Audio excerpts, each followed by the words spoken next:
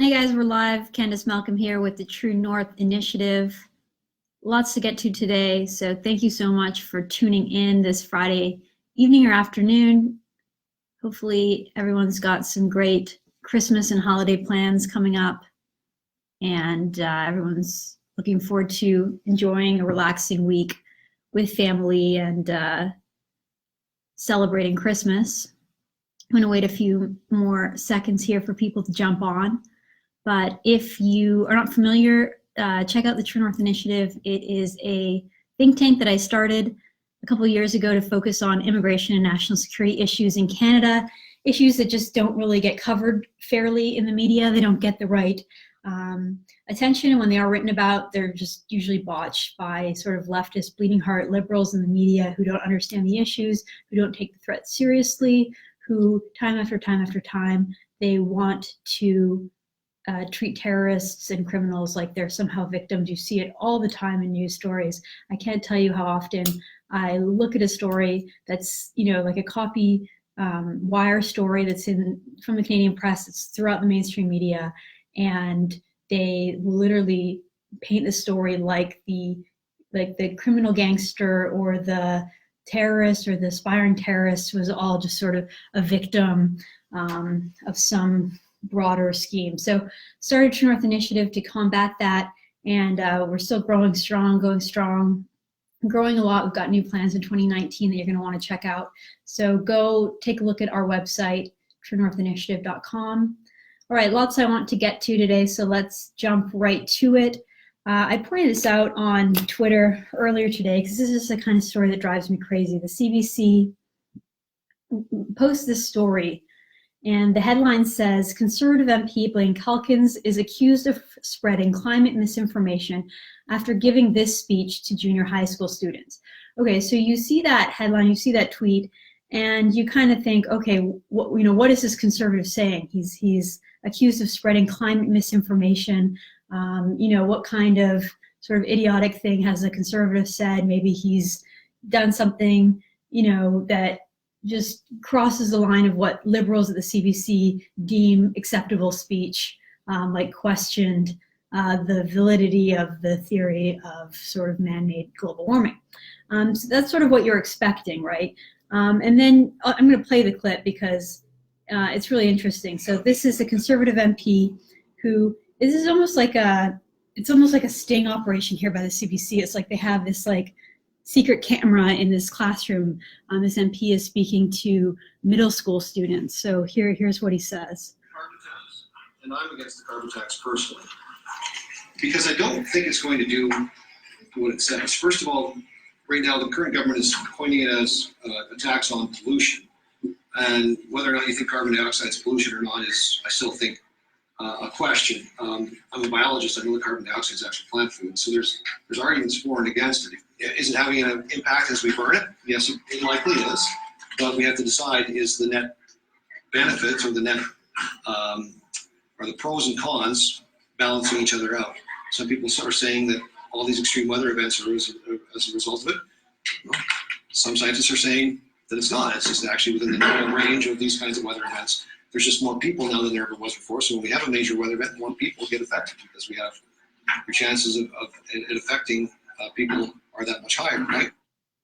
Ooh. So that's the controversial remarks, supposedly controversial remarks made by a Conservative MP in this sort of weird undercover video that the CBC has produced. So basically, from what I could tell, the Conservative MP made 3 points.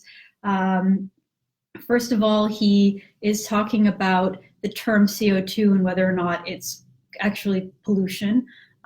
He's a biologist by training. I don't know much about his background. This MP, Blaine Calkins, I don't know if he was a biologist or if he studied biology in university, but anyway, he's got more scientific training than most people. So from his scientific opinion is that it isn't right to call CO2 a pollution. That's, I think, a fair comment to make, and it's obviously something that's contentious among scientists. It's not something that there's an absolute correct answer about. The second thing he claimed, which is that we should look at both the pros and the cons of climate action, so government intervention in the economy to sort of try to mitigate climate change. That's like an obvious point that's made like across the spectrum. That's like the ongoing debate as to what we should be doing, whether we should be doing anything, whether we can do anything. Bjorn Lomborg, who's an economist from Sweden, he writes about this sort of, he's prolific about it, and he's really strong. So check him out. He's written books, and he's been around for a while, making the argument that it's better off for humans to try to adapt to the changes in climate as opposed to these sort of abstract, broad schemes to try to just change the weather, change climate. It's sort of like a lot of effort without a lot of impact, whereas he argues that we'd have more impact if we just try to adopt. So the idea of questioning the pros and cons of intervention, that's something that all public policymakers should be making.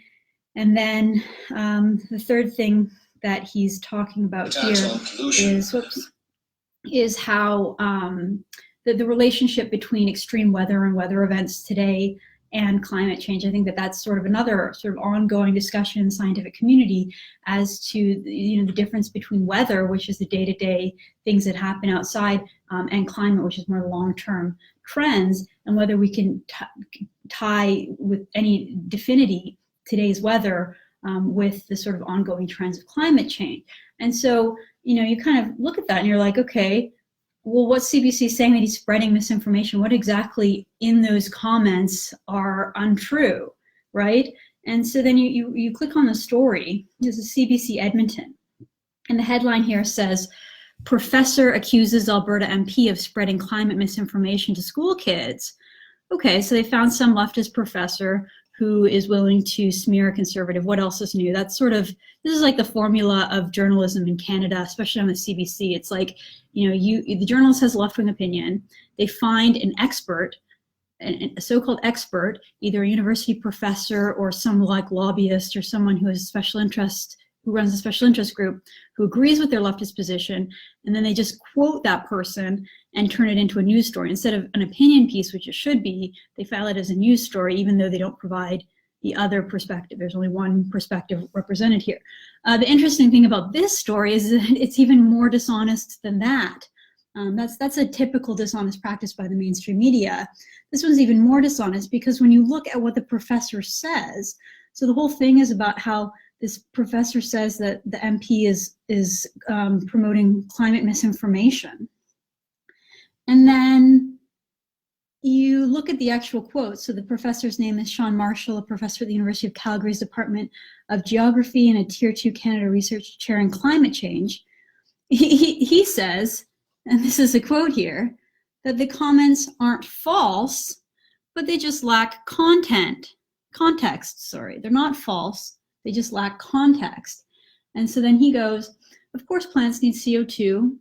You need, kids learn that by the time they get to grade 7 or 8, but the problem is that the plants aren't taking up enough CO2. So he basically just says, like, yeah, that's like what the MP is saying is true, but, we need to provide more information to like provide a more accurate picture. Okay, but like, this is now a debate within the scientific community. And also we saw like a short 55-second clip from what was presumably a longer lecture. So who's to say that Blaine Calkins doesn't hold this opinion? I mean, the guy is like debating a straw man version that the CBC dug up. So CBC digs something up, takes a small quote, and then they find a professor who's willing to sort of challenge like the broader framework of the debate. But the specific points that the MP says, even this professor that the CBC found says that it's factually true. So he says, yeah, it's true. Like maybe CO2 is not technically a pollutant and we need it. This is how like trees and plants grow. It's what they eat. They need it. And, it's not true. And then the same thing it says later on, talking about, the ties between climate change and major weather events. Then the CBC writes, this statement also struck Marshall as a half-truth. And then here's a quote. The statement he made is true, that we have a greater population that's more vulnerable to these kinds of extreme weather events. But there's also this huge overprint of climate change on these extreme weather events.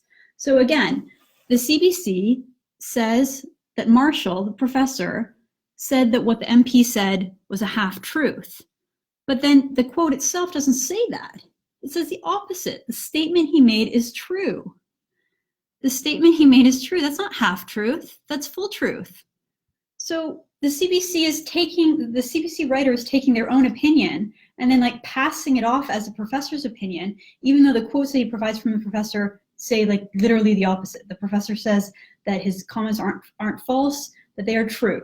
And then the CBC spins that as saying that they're not true and that they're spreading false information. This is one of the more dishonest pieces that I've seen from the CBC, and it's just unfortunate because this is obviously an important topic, and one of the frustrations that so many conservatives have is that we're not allowed to talk about public policy issues. And as soon as we do, whether it's immigration, whether it's climate change, whether it's carbon taxes or the economy, the conservative opinion is presented in the media as if it's illegitimate, as if there's something somehow illegitimate, either that it's when it comes to immigration, that when we were talking about concerns about sovereignty with that UN compact, they said that that was a lie. Well, how is it a lie to have a concern about sovereignty, right? When you talk about illegal immigration or the surge of illegal border crossings in Canada or the problems within our refugee determination process, the response from liberals and liberals in the media is to jump on conservatives and call them intolerant, call them racist and bigots and all this other stuff that we're used to. That's not how you have a debate in a country. That's how you silence your opposition. It's like an authoritarian tactic. And then you see the same thing when it comes to carbon taxes and climate change. If you just simply provide the conservative perspective, which, by the way, is probably the mainstream position in Canada, which is, a little bit skeptical.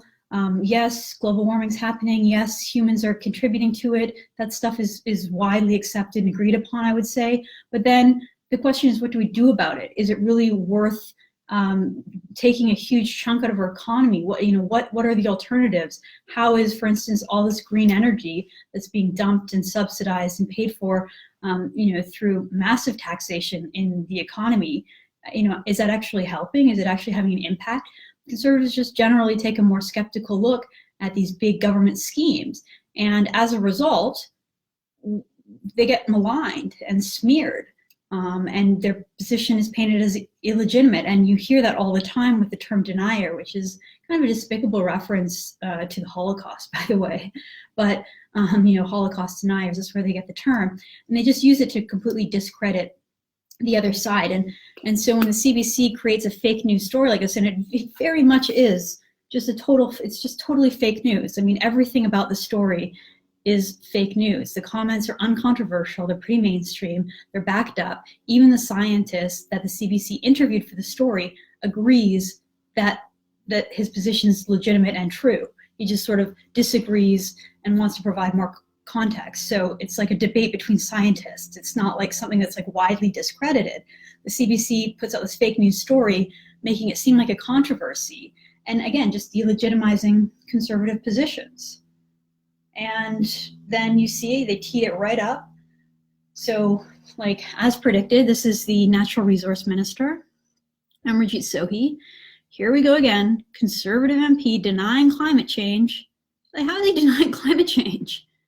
He's not. He's talking about very specific aspects of it and talking about the pros and cons, talking about, questions about whether or not you can blame current weather patterns on long-term trends. That's totally legitimate. Again, they just throw in that term climate change denier to just try to discredit them. And a lot of people don't have time to read the story. They're not going to think critically about those bizarre quotes that are taken out of context. And they're just going to, see the headline and be like, oh, conservatives denying climate change again. And that's not how you have a productive debate. That's not how you have meaningful discussion and dialogue when it comes to public policy. And so this is a tactic, again, by liberals in the media and in politics to just silence and smear the opposition. He had this quote, not only this tweet from the Natural Resource Minister, but it was also retweeted by the Minister of Climate Change, Catherine McKenna. And so they're just kind of promoting their own narrative, using the CBC as like a political partisan campaign tool. And it's just so ridiculous. So that's the CBC for you in a nutshell. And that's not the only example, I think, of the media deception happening this week. There were a couple other stories I want to point out. First of all, the biggest story by far of the week, probably the biggest story of the year it's mounting out to be, are these absolutely massive protests and convoys that are going on in Alberta. People are absolutely fed up in the province of Alberta. They have had enough, and they're organizing themselves. They're getting out and they are marching. They're showing their frustration, not just at somehow the mainstream media is kind of painting this as, oh, they're frustrated over the low price of crude oil, as if that's just like a natural phenomenon that just happened, that like the markets did it and that there's like no political implication whatsoever.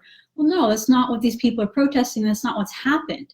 The protests are against the government, both the provincial government in Alberta and the federal government in Ottawa, and their complete ineptitude in getting Canadian products to market. It's not like this is just some phenomenon that's hitting hitting North America, say, equally. This is a specific problem hitting Western Canada because of the politics and the governance in Western Canada. You can tell just by looking at comparing it to what's happening in the US right now, where, sure, prices aren't as high for oil as they were a decade ago, but there's still surging price. There's lots of markets. The United States is almost entirely energy independent at this point. And you compare that to Canada that can't get a pipeline built, that has tanker bans off the West Coast, that the Trudeau government introduced this horrific bill C-69 that requires a gender impact analysis. Basically, the end of all pipelines, the end of all major infrastructure projects in Canada. It'll be impossible to get things approved in this country.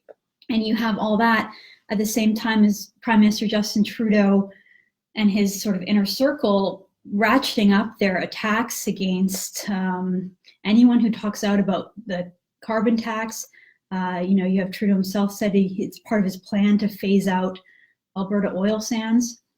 I mean, the protests and the convoy is clearly, people just wanting to get back to work. People want to get back to work. And then, to add insult to injury, Trudeau's solution for all this is that he's going to try to increase welfare payments to Alberta. He offered a $1.6 billion bailout. Well, again, that's not what these people want. They want to get back to work. And so that should be the main story. I mean, just look at some of these pictures. This was up in Grand Prairie. Grand Prairie is a small city, and you had thousands of people out there to support the oil sands and to try to get a solution to get these people back to work. This is Calgary. God bless these folks in the middle of a cold Alberta winter. They're standing outside, thousands upon thousands in cities across the province, demanding action to get them back to work. No, Prime Minister, they don't want welfare. They want to get back to work. And then you saw the 22-kilometer truck convoy in Nisku, which is just a little bit south of Edmonton. And there were thousands and thousands of trucks that did this convoy, this parade around Nisku, just to show, their frustration, the fact that they're not working. They don't have jobs. They should be up in the oil sands. They should be working. Instead, these people are left to just protest because they have nothing else to do. Imagine the frustration. And again, I think this should be the top story. If this was happening in Toronto, if this was a bunch of left-wing activists or union activists in Quebec, there would just be absolute wall-to-wall coverage. There would be a panic among the media. There would be massive pressure. Again, imagine that these were left-wing activists in this number, and it was a conservative government. And, you just imagine the urgency. It would be nonstop coverage and urgency. Every columnist would be writing about it. Every political writer would be covering it. Every journalist in the country would be there to get the story of, these people. Compare it maybe to like the Women's March in Washington, D.C. Against Trump. That was huge. It was everywhere. You saw it everywhere you looked, and it was a pretty impressive rally that obviously tapped into something that women in the United States were concerned about. I personally don't agree with their grievances, but I'll still say, it was obviously an impressive gathering and rally, and it was covered. And, I post this tweet just saying, like, obviously this should be the major news story of the country. It should be everywhere. And, couple journalists took, you know, had a problem with that and said, look, we have been covering it. It was a top story 2 nights in a row. Well, again, I'm just talking about how it doesn't have the urgency that it would if it was in another part of the country. You know, the elites who live in Toronto and Montreal and Ottawa, they don't really care what's going on in Alberta. They don't pay attention. And when it's a bunch of sort of blue collar, working class people out protesting that they want jobs, it doesn't really resonate with the elites in central Canada because they don't approve of their industry.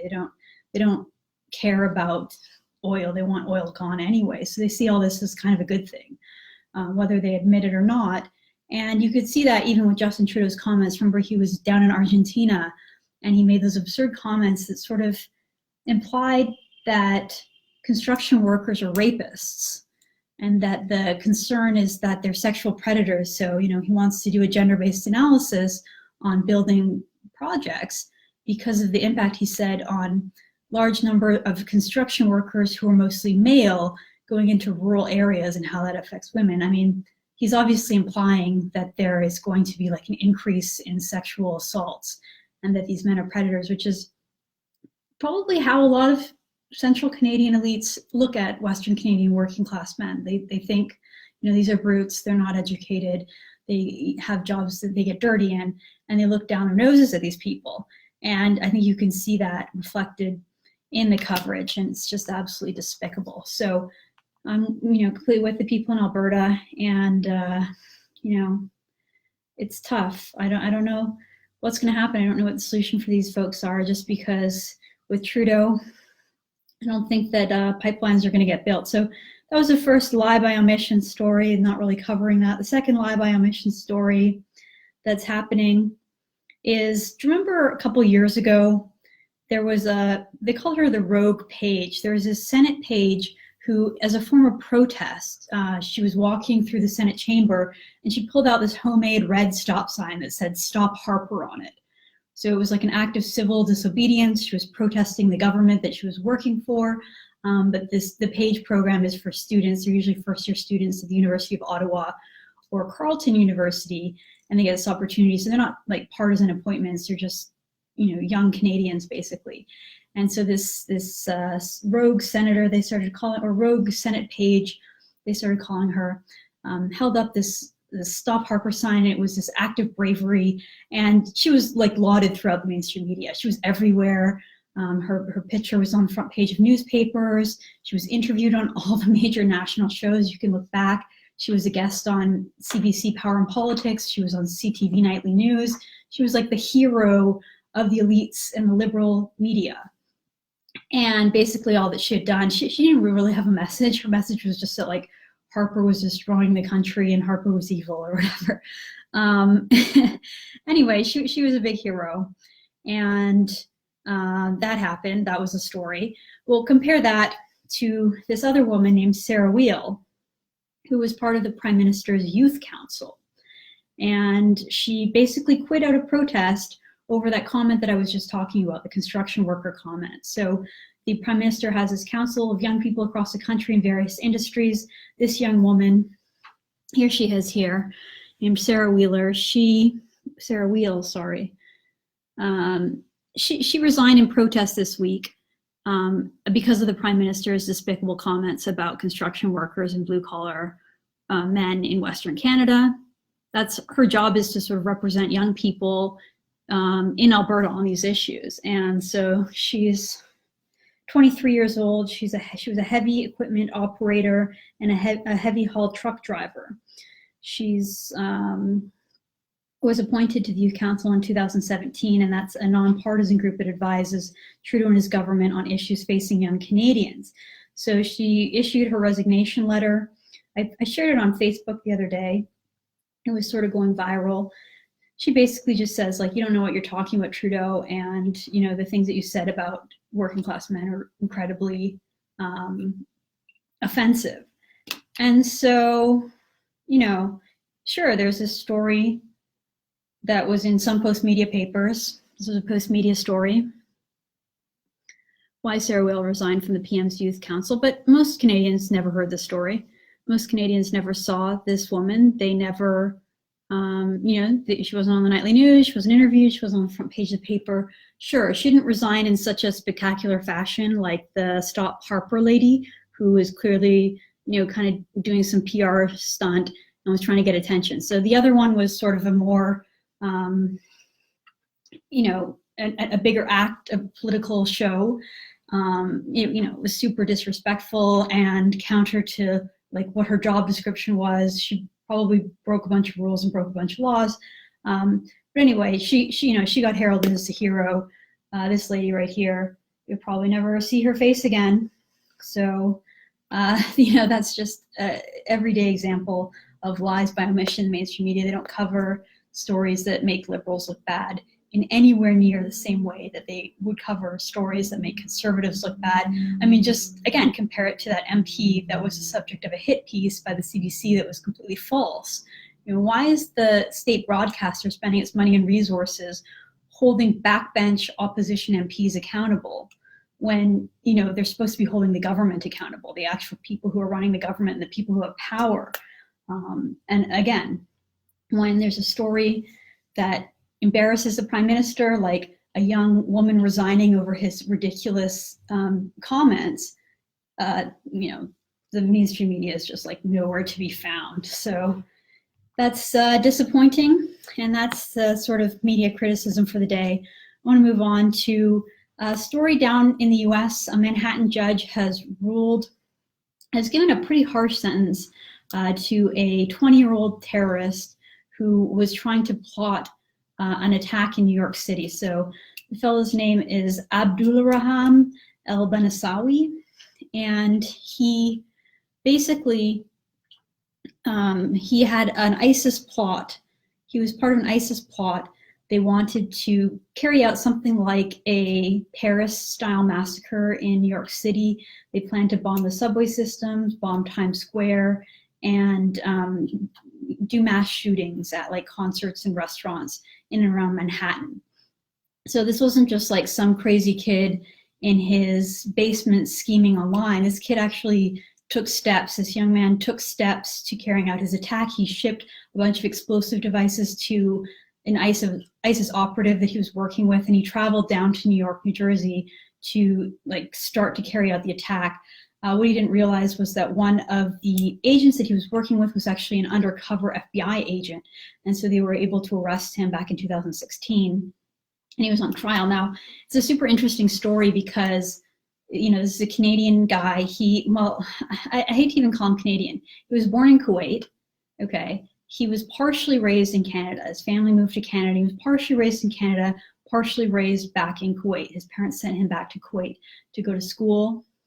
And so, by the time he's 19, 20, he's caught up in this crazy ISIS terrorist scheme.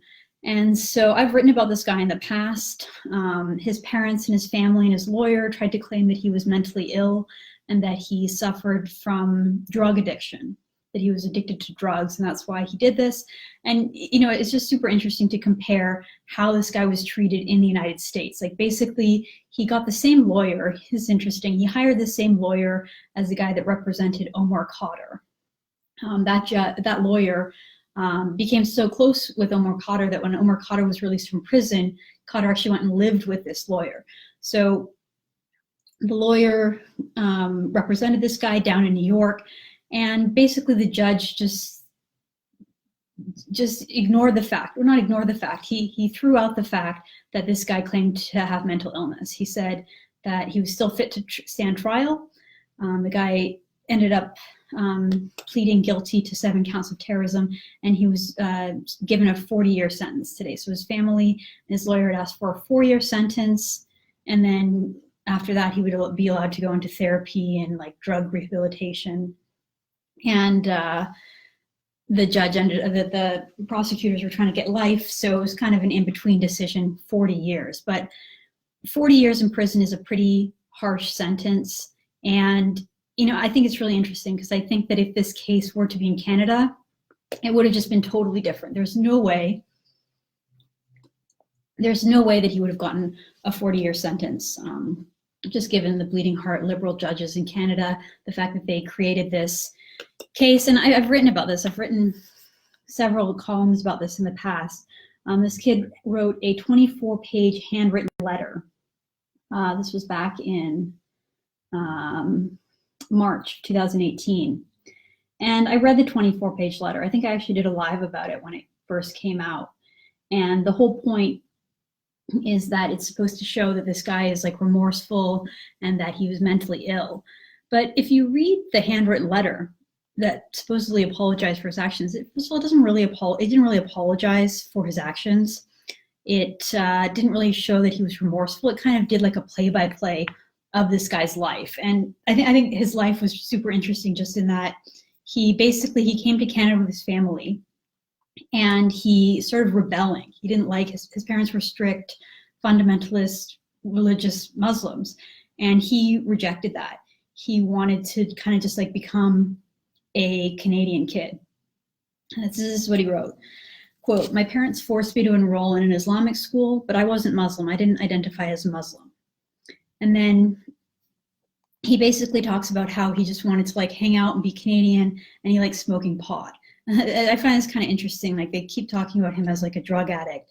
Well, the drug that he did was marijuana, which I think a lot of activists and advocates for marijuana will say that it's not addictive. But the parents were so horrified that their son was like becoming Canadian and doing like smoking marijuana that they freaked out and sent him back to Kuwait to go to like a strict Islamic boarding school. And he really hated that.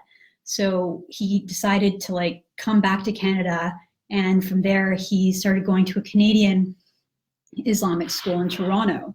And he says that it was at this Islamic school that he realized that Islam would fix all the problems in society in the world. And that's when he started to basically radicalize, was while he was attending a Islamic school in Toronto, which is interesting. And he started developing like hardline views about militant jihad and ISIS. And anyway, his letter kind of continues to portray that, continues to justify why ISIS is important. He lambasts the mainstream media for portraying ISIS unfairly as barbarics and jihadists. So he's like, even in his letter that he's supposedly apologizing and talking about how he has this like history of mental illness and drug addiction, he's doubling down on his ideology, and he's almost explaining in some way how his parents had a hand in radicalizing him. And so somehow from this letter, we're supposed to take that he should be given a second chance and that he can be rehabilitated and that his family can be the ones that help him. Well, when I read the letter, I felt like it was the family that kind of pushed him towards this extremist view of Islam. And, you know, they would be the last people that I would want this guy to be in the custody of if he were to be released. Well, the judge, you know, had no leniency for that kind of stuff and ultimately just said, yo, look, the guy's a threat. We can't say that he is not going to relapse. You know, it's not safe to have him out in society, just given that, especially the, you know, heinous crimes that he had plotted, what he was willing to do and what he wanted to do.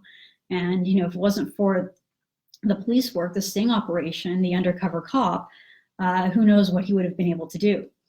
And it was interesting because part of the case by this guy's lawyers, by Nasi's lawyers, was that there was entrapment on behalf of the FBI. And again, that was thrown out and he was given a tough sentence. And I thought that was interesting because I think you can compare that this week. So the same week that this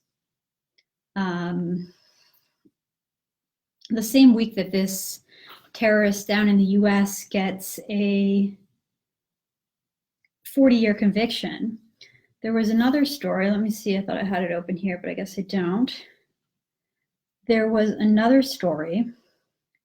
Here it is here.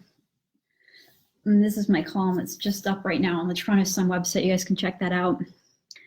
It compares this trial of this guy who was on trial in the US and compared it to a case in Canada that the same week, the BC Appeals Court ruled to maintain a decision. So there was a case, I don't know if you guys remember this, there were two Muslim converts, a married couple, husband and wife, John Nuttall and Amanda Cordy, and they were kind of like junkies. They were like heroin junkies who became Muslim converts, then they became Islamic fundamentalists, and they had a plan to blow up, they had a plan to bomb a Victoria Canada Day celebration. They wanted it to be like the Boston Marathon bombers. That was sort of their goal.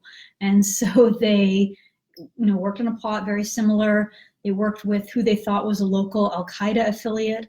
They built homemade pipe bombs, they built IEDs, and then they planted them. They actually went down to the legislature in Victoria, BC, and planted these bombs in garbage cans. So they kind of carried out an act of terrorism.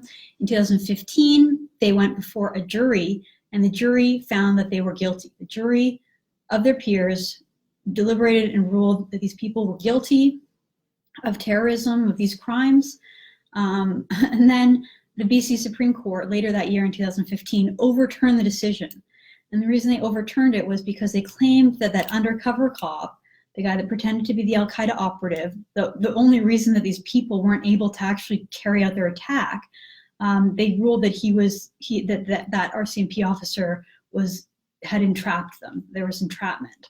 And then today the BC Appeals Court upheld that decision, that it was entrapment. So instead of getting a life sentence like the jury had ruled in this case, these two people were set free. They're now free on bail. They're free. They're back out in the public. So, very kind of not obviously the cases are different. There's different facts and they're different people. But in the U.S. with the al-Basri kid, they tried to say that he had been entrapped and that he was mentally ill and that he was a drug addict. And the judge said, no, he still tried to commit terrorism. He's going to jail. In Canada, you have this married couple who were drug addicts as well, who worked with an undercover officer. So, the defense was that there was entrapment. In BC and in Canada, our bleeding heart liberal justice system ruled in favor of the people who had been convicted of terrorism in the past. And because of it, they're now walking free. They're not walking free. And so you have these two different treatments of people who are accused and charged with terrorism. And, it just kind of makes you wonder, Canada is seen as a safe haven and a weak link in terrorism, that we don't take the terrorist threat seriously. Well, it's no wonder with decisions like this. The jury had already convicted this couple. They wanted to be part of Al-Qaeda. There's video of them. They literally planted the bombs. It's not like it was an abstract idea. Again, it wasn't just like some weirdos in their basement plotting and planning and not getting anywhere. They took steps. They built the bombs, and then they laid the bombs. They took the bombs, and as far as they knew, they wanted to just kill, mass murder people in Victoria on Canada Day. They wanted to kill Canadians because of their ideology. That's terrorism. And they had already been convicted. The fact that two judges in BC have now overturned this is just so ridiculous. Unelected judges, again, undermining our justice system and, allowing terrorists to walk free in this country. How many terrorists are walking free in Canada because of our bleeding heart liberal justice system? I mean, we know, according to Canadian government reports, that there's about 60 returned foreign fighters, so like ISIS fighters who are back in Canada, that they can't charge and can't arrest because they don't think that they'll be able to convict them in a courtroom in Canada. You have stories like this one out of British Columbia, where terrorists walk free because police operations are seen as like an affront on justice. It's so frustrating. It's so frustrating to me.